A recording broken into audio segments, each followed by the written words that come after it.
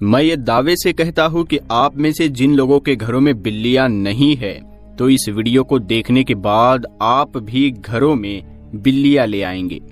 حضرت محمد صلی اللہ تعالی علیہ وسلم کے متعلق ایک گہرا راز جانتے تھے، اس سچائی کو اس ویڈیو میں ہم جانیں گے۔ لیکن کیا آپ نے کبھی اس مخلوق کے عجیب و غریب عمل کے بارے میں سوچا ہے کہ بلیوں میں بلا کی مہارت ہوتی ہے، یہ ذہین بھی ہوتی ہے اور ان کا ایک ایسا راز بھی ہے جسے آپ سن کر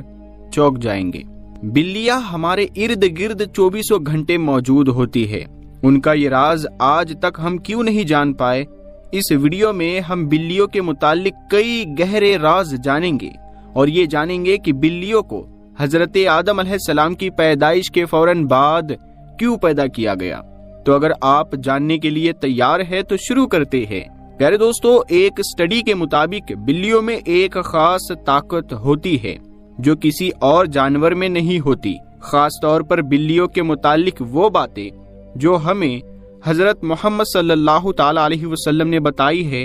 اور آپ صلی اللہ تعالی علیہ وسلم کی کہی باتیں اتنی دلچسپ ہے کہ سائنسدان ان باتوں کی بنا پر بلیوں میں نئی اور حیرت انگیز خصوصیات کو ڈھونڈ پائی ہے۔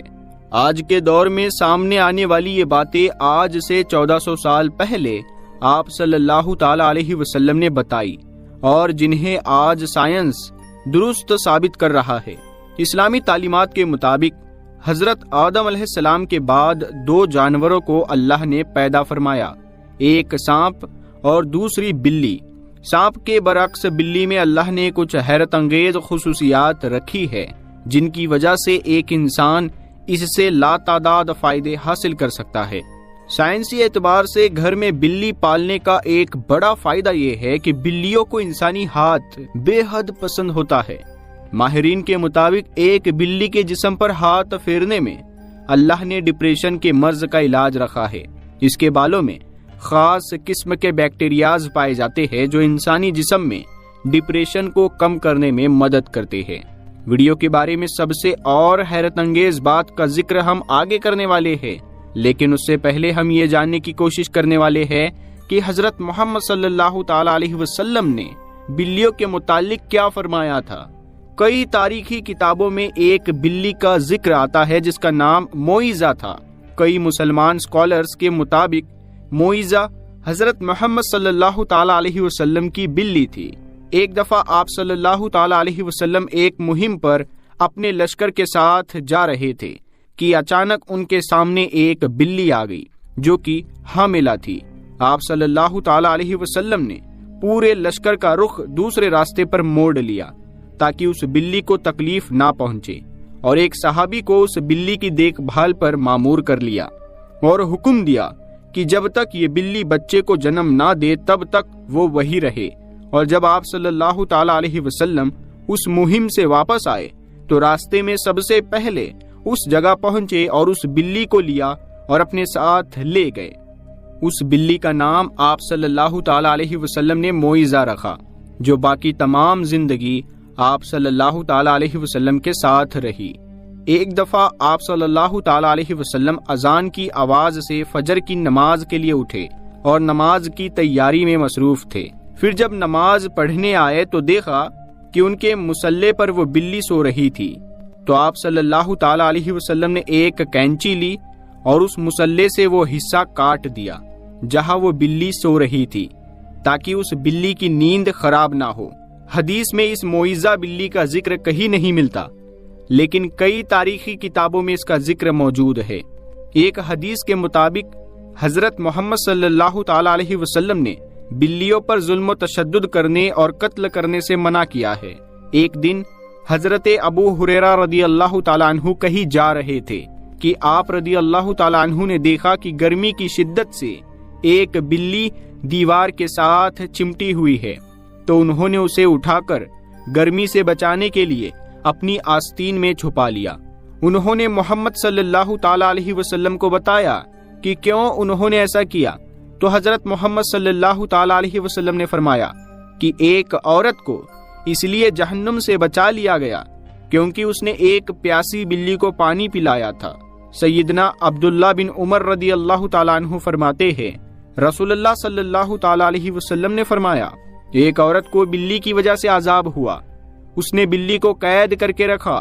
یہاں تک کہ وہ بلی مر گئی، پھر اسی بلی کی وجہ سے وہ جہنم میں گئی، یعنی وہ عورت اس بلی کو تڑپا تڑپا کر مارنے کے جرم میں جہنم میں گئی۔ جب اس نے بلی کو قید میں رکھا تو نہ کھانا دیا، نہ پانی، اور نہ ہی اسے آزاد کیا تاکہ وہ خود کیڑے مکوڑے کھا کر گزارا کر لیتی، یعنی اس عورت نے اس بلی کو تڑپا تڑپا کے مارا، اسی لیے وہ جہنم میں گئی۔ ایک حدیث مبارکہ میں ہے کہ ایک عورت نے حضرت عائشہ رضی اللہ تعالیٰ عنہ کو کھانا بھیجا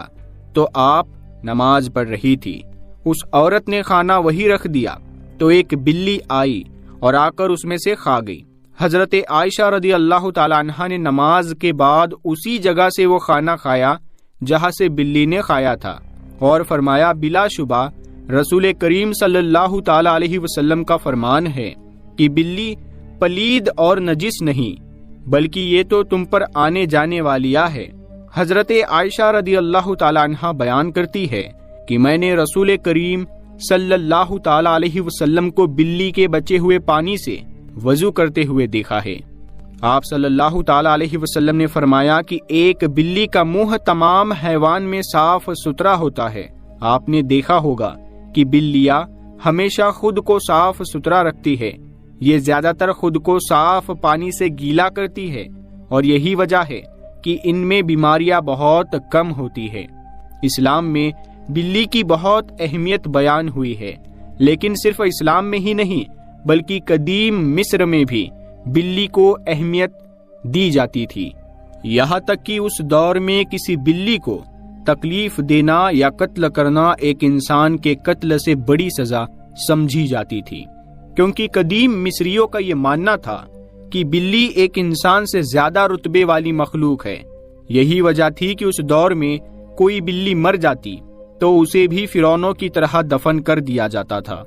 اسلام میں تمام جانداروں کے ساتھ اچھا سلوک دینے پر زور دیا گیا ہے، لیکن بلی کی اہمیت اس وجہ سے زیادہ ہے کہ بلی میں اللہ نے ایک خاص طاقت پوشیدہ رکھی ہے۔ ایک جگہ پڑھنے ملا کہ ایک دفعہ حضرت ابو بکر صدیق رضی اللہ تعالیٰ عنہ کو پورے بدن میں شدید تکلیف ہوئی اور وہ صحیح طور پر کھڑے بھی نہ ہو پاتے تھے۔ وہ تکلیف اتنی تھی کہ آپ رضی اللہ تعالیٰ عنہ کو نماز پڑھنے میں بھی دشواری تھی، یہاں تک کہ ایک دن آپ رضی اللہ تعالیٰ عنہ نے ایک بلی کے بچے کی جان بچائی جب کچھ مویشی جانور اسے مارنے کی کوشش میں تھے۔ آپ رضی اللہ تعالیٰ عنہ فرماتے ہیں کہ وہ بلی کا بچہ ان کے پاس تھا اور کچھ دنوں میں ان کے جسم کا پورا درد غائب ہو گیا، اور پھر ایک دن اس بلی کی ماں اس کو ڈھونڈتی ہوئی آئی اور اسے اپنے ساتھ لے گئی۔